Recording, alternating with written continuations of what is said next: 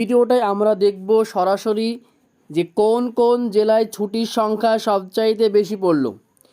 আমরা দেখব কোন কোন জেলায় ছুটির সংখ্যা বেশি পড়ল।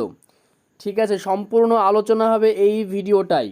কোন জেলায় বেশি ছুটি পড়ল, কোন জেলায় কম ছুটি পড়ল, ভোটের কয়দিন ছুটি পড়ল, ঠিক আছে, এবং গ্রীষ্মকালীন ছুটি কয়দিন পড়ল, অর্থাৎ সামার হলিডেজ কতদিন হলো, তার প্রত্যেকটা বিষয় আমরা এই ভিডিওটায় দেখব। কাজেই চ্যানেলে নতুন হলে অবশ্যই চ্যানেলটি সাবস্ক্রাইব করবে এবং ভিডিওটি বন্ধুদের মধ্যে একটু শেয়ার করে দিবে যদি ভালো লাগে। আশা করছি এই ভিডিওটি ইনফরমেটিভ হবে তোমাদের জন্য এবং অবশ্যই কমেন্ট বক্সে তোমাদের নিজের মতামত কমেন্ট বক্স সেকশানে লিখে যাবে এবং ভিডিওটি শেষ পর্যন্ত দেখে ভালো লাগলে অবশ্যই একটি করে লাইক করবে। তো চলুন আমরা ভিডিওটা শুরু করি। ছুটি ছুটি ছুটি, এই বছর অনেকগুলো ছুটি কিন্তু একসঙ্গে পাওয়া যাচ্ছে মধ্যশিক্ষা পর্ষদের। প্রত্যেকটা স্কুলে পাঠরত ছাত্রছাত্রী এবং সংশ্লিষ্ট টিচিং এবং নন টিচিং স্টাফরা ছুটি পাচ্ছে প্রায় 5 দিন, 4 দিন এবং 22 দিন। কিসের ছুটি পড়ছে? অনেকগুলো ছুটি কিন্তু এবার একসঙ্গে পেতে চলেছি, অর্থাৎ অনেক ছুটি একসঙ্গে এবার পড়লো। মধ্যশিক্ষা পর্ষদ থেকে এই নোটিশটা কিন্তু প্রকাশিত হয়েছে।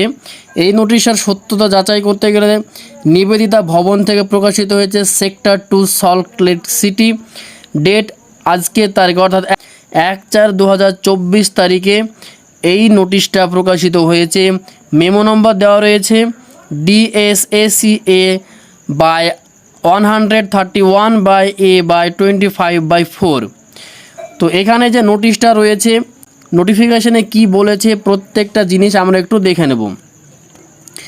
নোটিফিকেশানে বলছে, in view of the parliamentary general election 2024 to be conducted in the state of West Bengal in 7 phases and considering that most of the school also act as polling station for the said election, it is hereby notified that the school under WBBSE shall remain closed.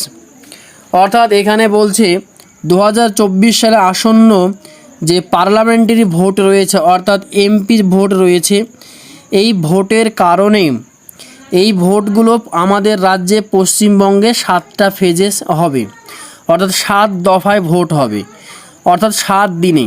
সেই দিক থেকে বিবেচনা করে দেখা যাচ্ছে যে সমস্ত স্কুলে ভোটগুলো হবে সেই সমস্ত স্কুলগুলো আমাদের WBBSE অর্থাৎ West Bengal board of secondary এডুকেশনের এর মধ্যে পড়ছে, অর্থাৎ আন্ডার WBBSE। তো এখানে অনেকগুলো ছুটির কথা বলেছে। ছুটির দিন কিন্তু অনেকটাই বেড়ে গেল। প্রথম ছুটি রয়েছে ভোটের, প্রথম অনেকগুলো ছুটি ভোটের রয়েছে এবং গ্রীষ্মকালীন ছুটি, ভোটের ছুটি প্লাস গ্রীষ্মকালীন ছুটি। 16 April 16th April 2024 Tuesday, 20th April 2024 Saturday, 5 days only in the district of Coachbihar, Alipurduar, Jalpaiguri, going for election in phases 1 to be held on 19th April 2024.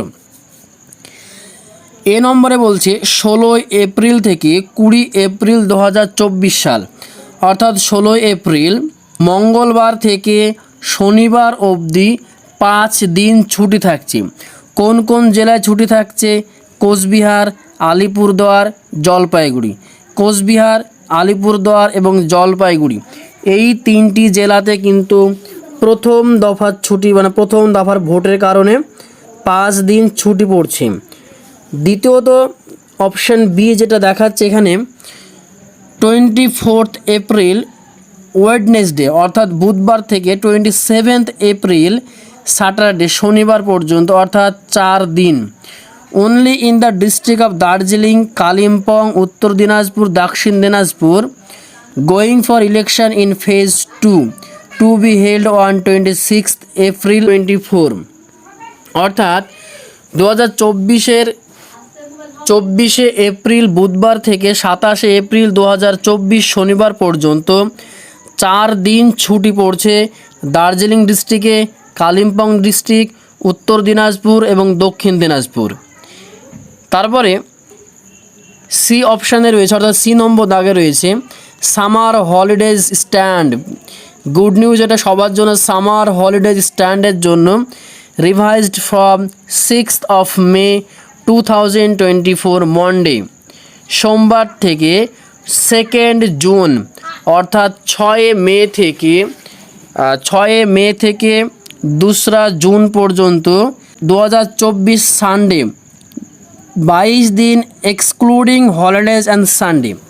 বলছে রবিবারগুলো বাদ দিয়ে, ঠিক আছে, মে মাসের রবিবারগুলো বাদ দিয়ে সোমবার থেকে শনিবার পর্যন্ত মে মাসের প্রত্যেক রবিবার বাদ দিয়ে পুরো 22 দিন ছুটি থাকছে।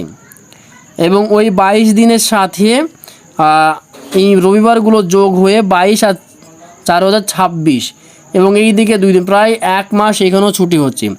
অর্থাৎ আলটিমেটলি মোট ছুটি পড়ছে 5 দিন এখানে, অর্থাৎ মানে এই 1 নম্বর দাগে 5 দিন, বি নম্বর দাগে 4 দিন এবং এখানে প্রায় 28 দিন ছুটি পড়ছে।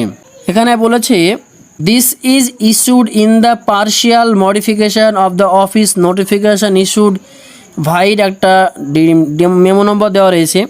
This also has approve of the president, মানে এই যে অ্যাপ্রুভালটা, প্রস্তাবটা গৃহীত হয়েছে প্রেসিডেন্টের মাধ্যমে, অর্থাৎ প্রেসিডেন্ট এটাতে সম্মতি জানিয়েছে।